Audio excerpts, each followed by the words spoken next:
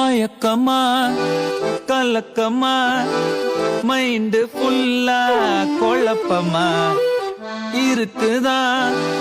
இல்லையா இந்த tension எனக்குமா already நான் வாங்கிட்டேன் பல்பு லவ்ல எனக்கு எடுக்கல செல்ஃபே என்ன சங்கதி புரியலையே இப்போ என் கதி தெரியலையே